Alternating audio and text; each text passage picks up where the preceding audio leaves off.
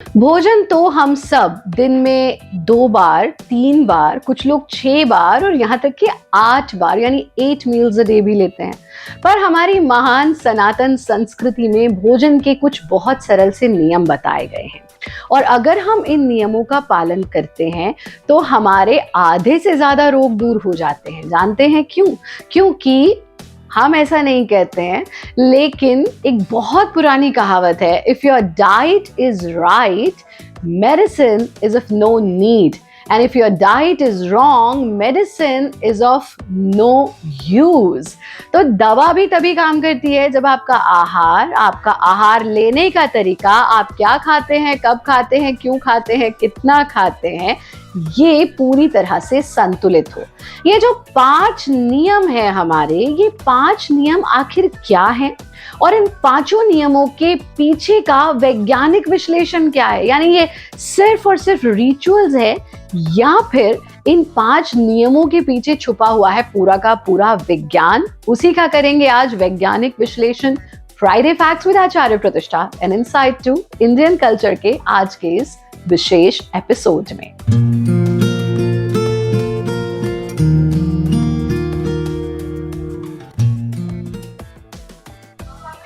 नमस्ते, मैं हूं आचार्य प्रतिष्ठा। स्वागत है आपका फ्राइडे फैक्ट्स विद आचार्य प्रतिष्ठा।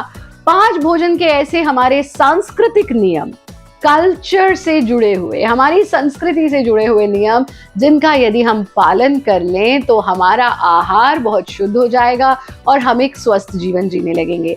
सबसे पहला नियम ये कि भोजन करने से पहले हमें अपने हाथ, अपना मुंह अच्छे से धोना चाहिए और कुल्ला भी करना चाहिए और फिर ही हमें भोजन करना चाहिए। और इसके पीछे का विज्ञान बहुत ही सरल है कि अगर आप एक्चुअल में हाइजीन मेंटेन करना चाहते हैं तो आपको हाथ, मुंह और अपना फेस भी और मुंह, दोनों चीज़ों को धोना चाहिए। ऐसा करने से बैक्टीरियाज दूर होते हैं, ऐसे करने से हाइजीन क्रिएट होती है। और विशेष रूप से हाल ही में हमने एक बहुत बड़ी महामारी को जिया है और हमने देखा कि कैसे उस महामारी के काल में सफाई रखना, हाइजीन रखना कितना कितना महत्वपूर्ण था। तो आप अगर इस नियम का पालन नहीं कर रहे हैं, गंदे हाथों से भोजन कर रहे हैं, गंदगी में बैठ करके भोजन कर रहे हैं, हाथ मुंह धो नहीं रहे हैं भोजन से पहले, कुल्ला नहीं कर रहे, नहीं कर रहे भोजन से पहले, तो अभी करना शुरू कर दीजिए, क्योंकि ये नियम अपनाना बहुत महत्वपूर्ण है अगर हम हाइजीन को मेंटेन करना चाहते हैं और स्वस्थ रहना चाहते हैं। दूसरा नियम है भोजन मंत्र। सहनाववतु सहनौ भुनक्तु सह वीर्यं करवावहे तेजस्विनावधीतमस्तु मा विद्विषावहे। ये हमारा पारंपरिक तरीका है कि भोजन करने से पहले हाथ धोएं, मुंह धोएं, कुल्ला करें, उसके बाद हम अपने आसन में स्थिर होकर के बैठें और फिर हम बोले भोजन मंत्र।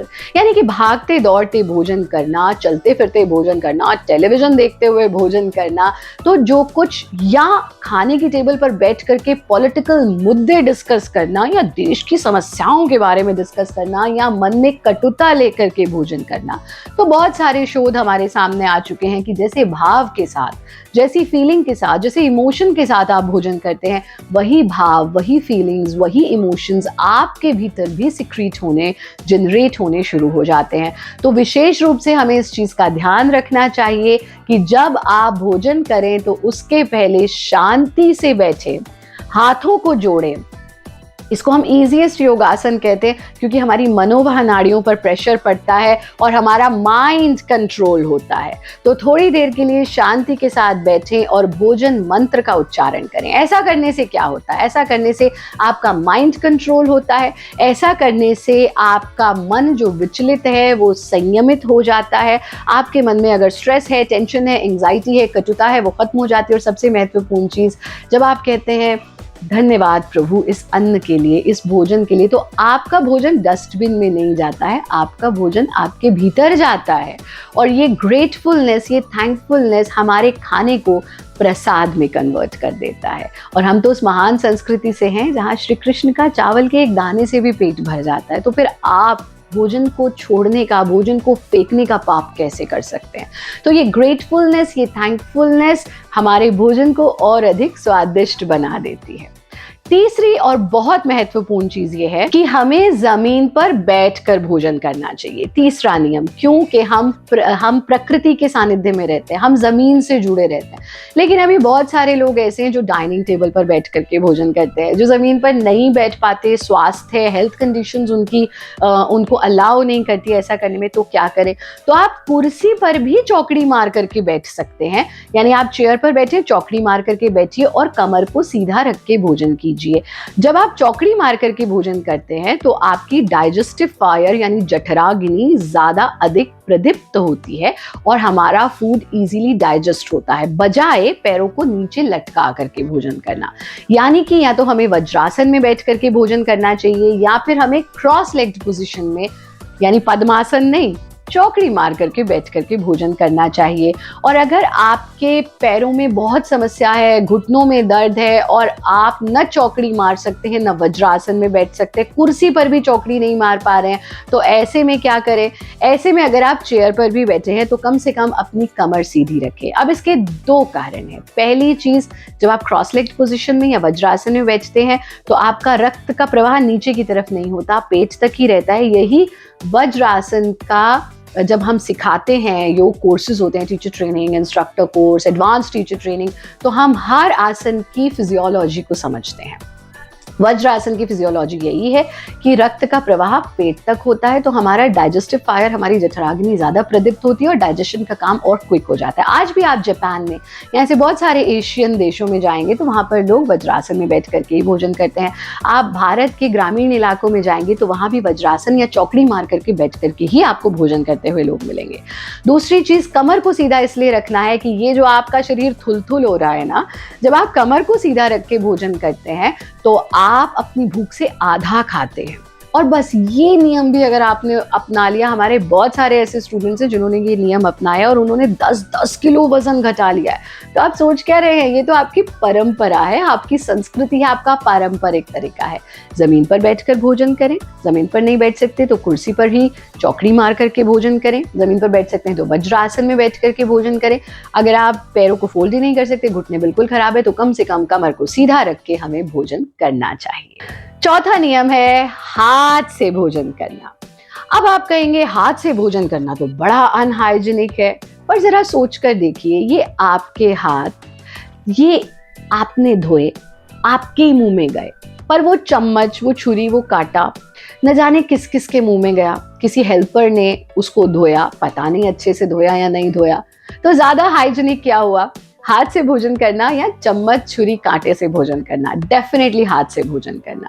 फिर इसके बहुत सारे कारण हैं। हमने सेपरेट एक episode Friday facts with Acharya प्रतिष्ठा में आपसे शेयर किया था, आप उसको जरूर देखिए, उसका लिंक डिस्क्रिप्शन बॉक्स में शेयर करवा देंगे कि कैसे हाथ से भोजन करना हमारे न्यूरो साइंस के अकॉर्डिंग भी बहुत हेल्दी होता है। हमारे नर्व एंडिंग्स होती हैं उंगलियों की टिप्स पर, तभी तो आप कुछ भी स्पर्श करके महसूस कर लेते हैं, ठंडा है, गर्म है, कैसा सूदिंग है या सूदिंग नहीं है, क्योंकि वो नर्व एंडिंग सीधा आपके ब्रेन को सिग्नल भेजती है। ऐसे ही जब आप भोजन को टच करते हैं तो ये एक्सरे लगा हुआ है आपके पास, आपका पर्सनल कंकड़ है, पत्थर है, खाने में कोई ऐसी चीज आ गई, हाथ से आपको पता लग जाता है।